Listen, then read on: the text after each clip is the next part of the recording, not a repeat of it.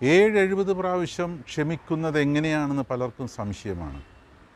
ഈശോ പറയുന്നു, ദൈവം നമ്മുടെ എല്ലാ പാപങ്ങളും ഏറ്റെടുത്ത് കഴിഞ്ഞു, എല്ലാവരും ക്ഷമിച്ചു കഴിഞ്ഞു. ഇനി നിങ്ങളുടെ സഹോദരനോടൊന്ന് ക്ഷമിച്ചാൽ മതി. 10,000 താലന്ത് ഇളവ് ചെയ്ത് കിട്ടിയ വ്യക്തി തനിക്ക് 100 ദിനാറ തരാനുള്ള വ്യക്തിയെ ഉപദ്രവിക്കുന്ന ആ ഭാഗം നമ്മൾ ശ്രദ്ധിക്കണം. കാരണം 1 ദിനാറ 1 രൂപയാണ് എന്ന് കരുതിയാൽ 100 ദിനാറ എന്ന് പറഞ്ഞാൽ 100 രൂപയാണ്. അപ്പോൾ 10,000 താലന്ത് എന്ന് പറഞ്ഞാൽ എത്ര രൂപയാണ്? ഏകദേശം 6 കോടി രൂപ വരും. അതായത് 6 കോടി രൂപ ഇളവ് ചെയ്ത് കിട്ടിയ വ്യക്തിയാണ് 100 രൂപ കിട്ടാനുള്ള വ്യക്തിയെ പിടിക്കുന്നത്. ഇതുപോലെ തന്നെയാണ് ദൈവം നമ്മളോട് ക്ഷമിച്ചത്.